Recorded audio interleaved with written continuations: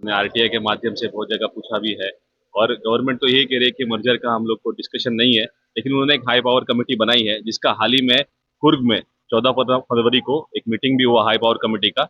उसमें बहुत सारा डिस्कशन हुआ भी है, बट अभी तक कोई फॉर्मल अनाउंसमेंट हुआ नहीं है। तो अभी उस समय इस ऊपर कुछ बोलने का बात नहीं है। हमने यूएबीयू के तौर पे भी हमने बहुत मतलब 2 मीटिंग्स इसके ऊपर हुई है मर्जर के ऊपर, एंड इस पे यही डिस्कशन हुआ है कि जैसे भी कोई भी गवर्नमेंट का कोई भी डिसीजन आएगा उसके ऊपर उसको उसी तरीके से जवाब दिया जाएगा, ताकि जो भी मतलब बैंक का मर्जर का या प्राइवेटाइजेशन का, जैसे आईडीबीआई का प्राइवेटाइजेशन का बात चल रहा है तो उसके ऊपर भी डिस्कशन हुआ है। अभी एक इंडेफिनेट स्ट्राइक का कॉल आईडीबीआई के बैंक के एम्प्लॉइज ने दिया हुआ है। वैसे मर्जर का भी अगर कुछ डिसीजन आता है, क्योंकि अभी तो कोई डिसीजन आया नहीं है, it is just high power committee which is constituted.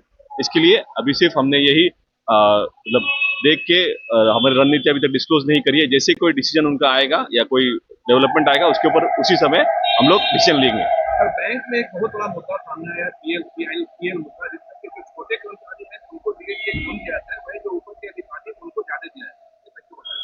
PLI का जो नया मैट्रिक्स आया है ये 2023 में लास्ट बाइपर्टाइट में जब हमने पीएलआई का मुद्दा साइन किया था, उसमें ये था कि सारे कर्मचारियों को राइट फ्रॉम मतलब नीचे के एम्प्लॉय जैसे आप बोल रहे हैं वहां से लेके ऊपर के तक के एम्प्लॉयज तक को 5, 10, 15 दिन का पीएलआई बैंक के परफॉर्मेंस के हिसाब से मिलेगा। ऐसा मतलब it is a part of our joint note bipartite settlement का वो पार्ट है।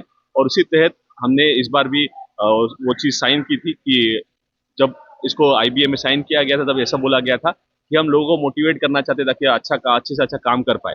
लेकिन अचानक से डीएफएस का एक डायरेक्टिव आता है कि अब एक मैट्रिक्स आया जिसमें उन्होंने स्केल 4 एंड अबव को स्केल 5 स्केल 6 7 8 को एक बहुत ज्यादा पीएलआई का माध्यम से मतलब एक बड़ा राशि देने का मतलब जारी किया। लेकिन उसमें एक बहुत बड़ा कैच ये है कि ओनली 20% लोगों को हाई अमाउंट मिलेगा। उनको एक 5 खेमा में बांटा गया है जिसमें 20% लोग को 100% मिलेगा। लास्ट के जो 20% लोग होंगे उनको कुछ रुपया नहीं मिलेगा। मतलब ऐसा भी होगा कि जो टॉप के एम्प्लॉयज होंगे जो ऊपर के स्केल में होंगे उनको भी शायद 1 रुपया भी ना मिले, क्योंकि वो उनके स्केल में नीचे के लेवल पे रहेंगे। तो ये सिर्फ एक डिवाइड एंड रूल वाला रणनीति है, एंड इसको हम लोग सही तरीके से विरोध भी कर रहे हैं। And the matter is already in the front of मतलब इन द सब्सिडाइज है मैटर ऑलरेडी सीएलसी में चीफ लेबर कमिश्नर के सामने है।